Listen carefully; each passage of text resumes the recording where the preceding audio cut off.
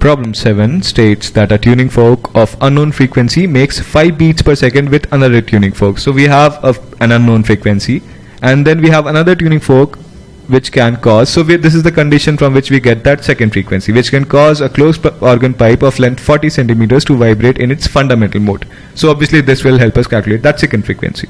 And the beat frequency decreases when the first tuning fork is slightly loaded with wax.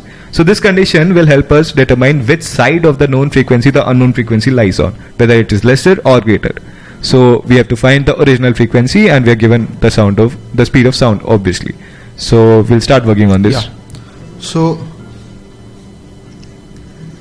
let's say that the two tuning forks are A and B. Okay. Now let's find the frequency of B. Right, because we are given a condition about it. Correct. So VB is V by 4L because it is the fundamental mode. This is the fundamental mode for a closed organ pipe. Right. An antinode at the top and a node at the bottom. Correct. So we get it as 200 hertz. Keep in mind that we always know what antinodes where they'll be, because at an open end in pressure situations, in fact displacement and in the air columns, always at the open end there will be an antinode, a displacement antinode. Okay, let's always use the word displacement with antinode so that we are clear that we are not talking about pressure variations. And at the closed end we will always have a displacement node. Okay. So it's given that frequency of beats is 5 hertz. Right. So VA can be 205 hertz or 195 hertz. Or 195 hertz. Okay. Yeah. Right. So how do we decide between these two? And the important statement here is the first tuning fork is slightly loaded with wax. Right. Whenever a tuning fork is loaded with wax, its frequency decreases. Because it becomes heavier. Exactly. Right. So, and it also says that the beat frequency also decreases. Right. Beat frequency decreases when the difference between the individual frequencies decrease. Correct. So it has to be on the higher side. Right. So from this we can say that the frequency of the A tuning fork is 205 hertz. Okay. Another important point to note in these kind of problems is sometimes it may not be given as loaded with wax, it might also be given as filed. Right. What does file mean? Whenever you file, some material is removed and the frequency of the tuning fork increases. Okay, because the weight decreases. Yeah. Okay. So this was problem 7. Again, this was based on the concept of beats. And again, these types of problems are fairly common in entrance examinations, all by themselves or as parts of other problems. So we were given 2 tuning forks, we were given the beat frequency, and we were given one condition to find out the frequency, one of the unknown frequencies. After that, we were given a condition whether how the beat frequency changes depending on changing of mass of one of the tuning forks, which in turn changes their frequency, in fact decreases the frequency of that particular tuning fork. So from then on we concluded that the unknown frequency could either be 205 or 195, and since the beat frequency was decreasing by increasing the frequency by loading with wax. Exactly, by loading with wax we were in fact decreasing the frequency of that particular tuning fork. So we knew that VA has to be greater than VB, so we conclude that it was 205 hertz. Okay, so you should always look out for such hints in questions about beat frequency, because they're fairly simple to solve if you just understand this simple concept. Okay, so this was problem 7, and we'll see the 8th one now.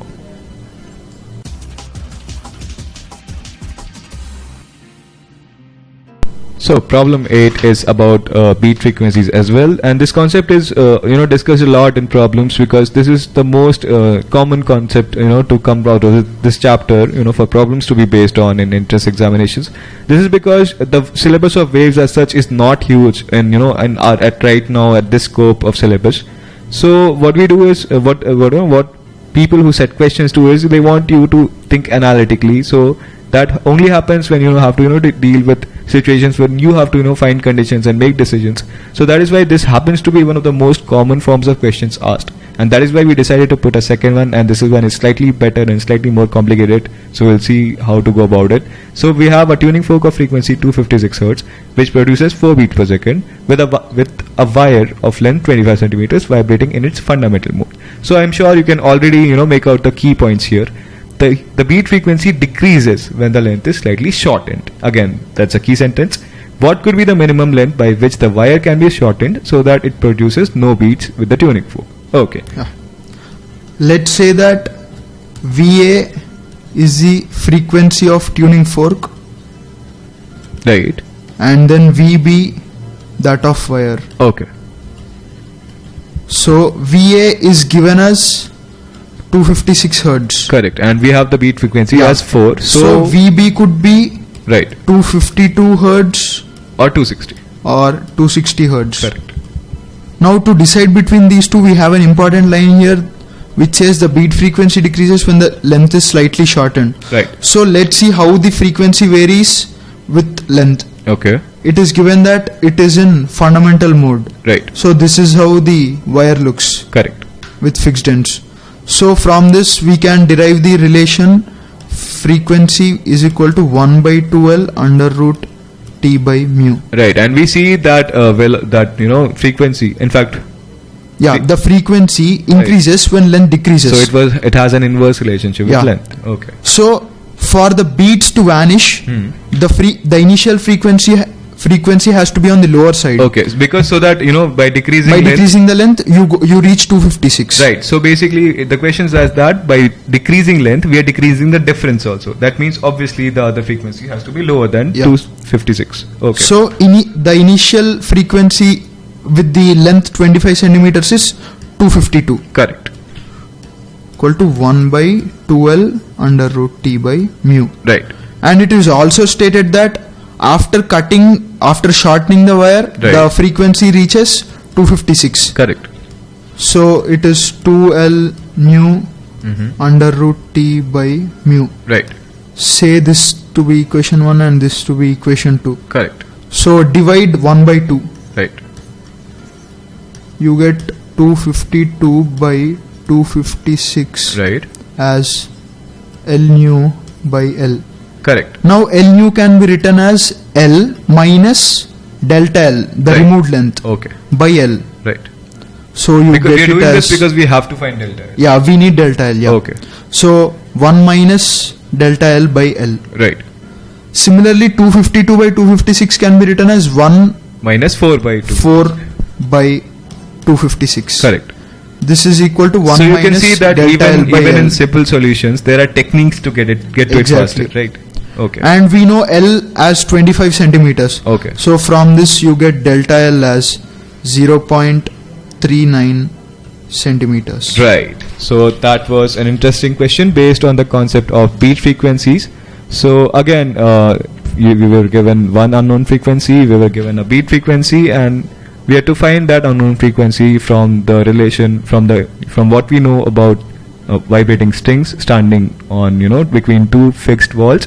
So from there we calculated what could be the new beat frequency, in fact the other frequency. So from there we found out what the new length was, and then it was trivial to calculate what the change in length was. Okay, so this is how you have to go about beat frequency questions, and this was problem 8. Let's look at the next one now.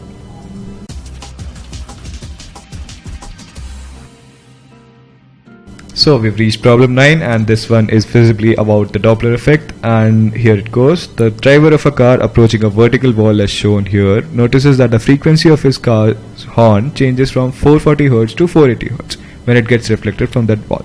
Find the speed of the car if the speed of the sound is 330 meters per second. So obviously here the eventual observer and the source are the same, but there'll be some differences because the presence of that wall. Okay, so let's go. So first, the horn is releasing sound at 440 hertz, Okay. where car is the source. Right. Now this goes to the wall, Correct. and wall is the detector Hmm. or receiver. Right.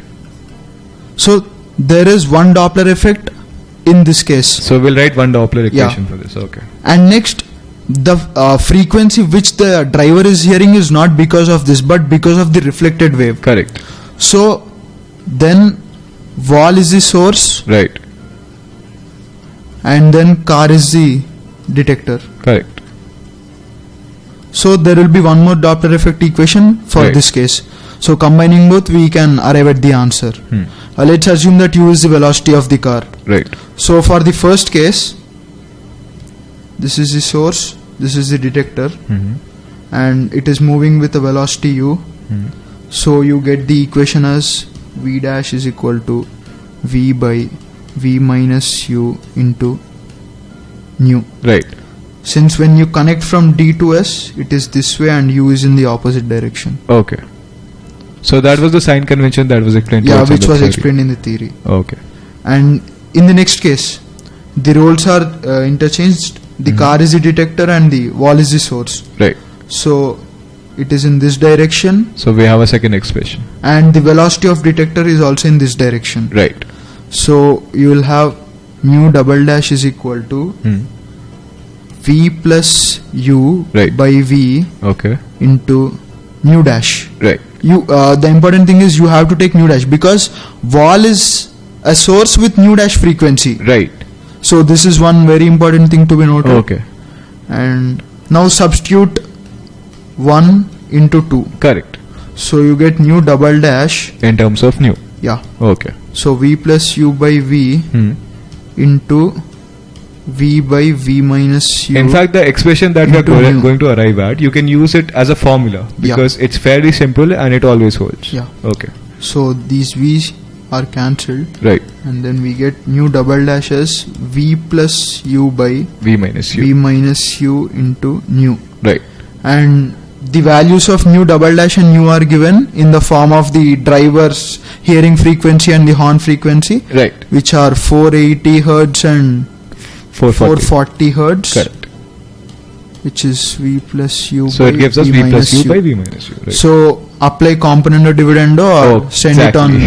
I was thinking of component Yeah, dividend. while apply looking at componendo dividendo, which is a very simple method. Yeah. You arrive at u as 14.3 meters per second. this. Right. Can you But- just write the explanation for component dividend there because it will decrease so much work for so many Yeah. people solving this So question. componendo dividendo 480 plus 440 Right. by 480 minus 440 Correct. is equal to V plus u v plus u plus v plus u. plus v minus u Oh, v minus u, by right. v plus u minus v minus u. Right. So eventually, because of this, we get Yeah, straight away. we relation. directly get the value of u. Right. So this is a very nice trick to pull off at the end of your problem solving because it makes, it condenses like 3 or 4 steps into one single step and helps you get to the answer quicker. So this problem was about Doppler effect, and we saw that there was a car moving towards a wall and we were given different frequencies. The two frequencies being the one which the horn was blaring and the other one with which the observer in the car could hear the echo, the reflection of, the same horn.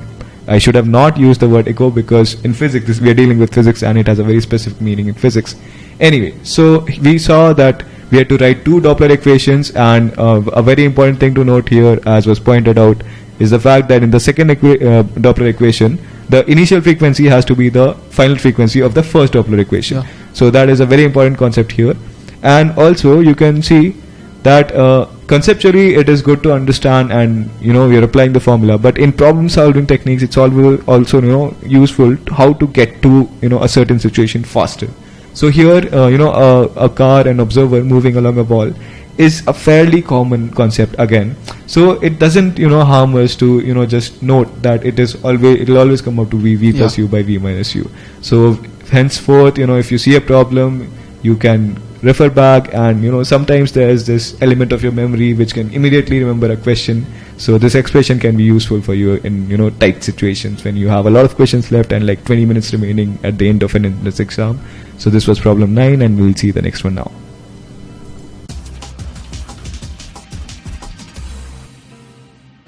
So we've come to the end of problems for the chapter waves, and here is problem 10 in front of us. It says a train approaching a railway crossing at a speed of 120 km per hour as shown here sounds a whistle at frequency 640 Hz when it is 300 meters away from the crossing. Air is blowing at a speed of 36 km per hour in the direction of train's velocity. 36 gives you a fair hint that you have to convert to meters per second straight away. What will be the frequency heard by a person standing on a road perpendicular to the track through the crossing at a distance of 400 meters in fact from the crossing, and we're given the speed of sound to be 340 meters. So obviously this too is a slightly complicated use of the Doppler effect. So let's begin. Yeah. There are few very important concepts which have to be noted before actually solving this problem. Right. The first thing is the source and velocity, the source velocity and the observer velocity are not in line. Okay. So we'll have to take some components. Yeah. Okay. So what we have to do is draw a line joining the source and the observer. Right. So okay. this is 300. Right. This is 400. Okay. And this turns out to be theta, where cos theta is 3 by 5. Correct. Because this is 500. Right. And this is the source, this is the observer. And one more important thing to be noted is there is velocity to the medium also. Right. So we'll have to add or subtract. Add that or subtract accordingly. Right. Since there is a component of medium Okay. along source to the observer. Right. Along the source to the observer, so you have to add that to the speed of sound. Okay. So let's do that first. Right. Vm is 36 into 5 by 18, Right. 10. which is 10 meters per second. Okay. But this should not be taken. The component along SO should be taken. Right. So Vm cos theta. Here Vm is the material velocity. Yeah, the medium velocity. The medium velocity, in fact. Okay. Which turns out to be 10 into 3 by 5, which is 6 meters per second. Right.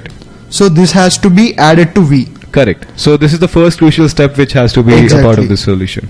Because whatever we do is with respect to the ground frame. Okay. That is why we are adding this. Right. Also, we have to take a component. That is another important concept. Yeah. Okay. And second thing, the velocity of source is in the opposite direction of vector which joins observer to source. Right. So that will So give us our sign. you have a negative sign, Right. and since the source is moving, it is in the denominator. Correct.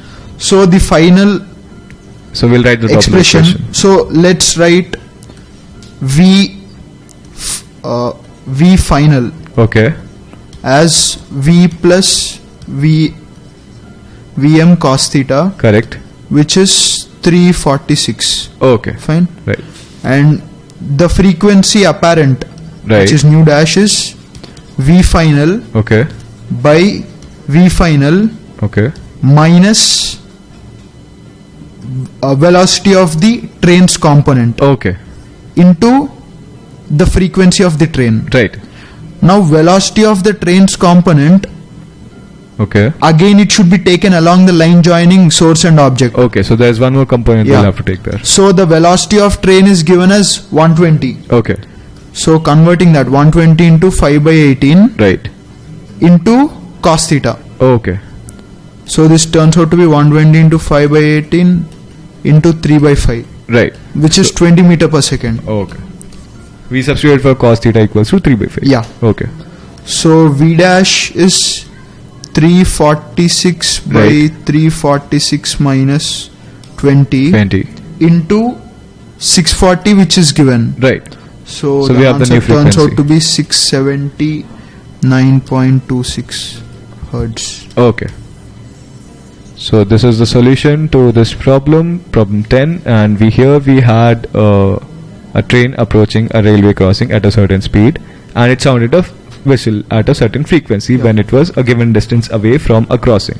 Now air is also blowing in the direction of train's velocity. This is just to slightly complicate the question. So we have to find out the frequency heard by a person standing on a road, and now this road is perpendicular to the track at the crossing, through the crossing, and we are given its distance. So basically the crossing is somewhere here.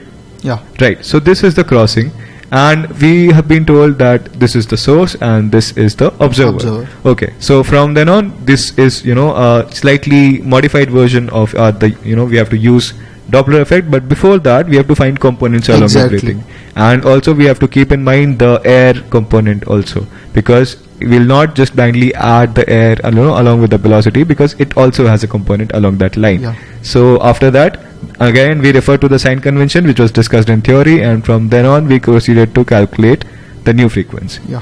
Okay, so that was problem 10, and that is it for the chapters wave.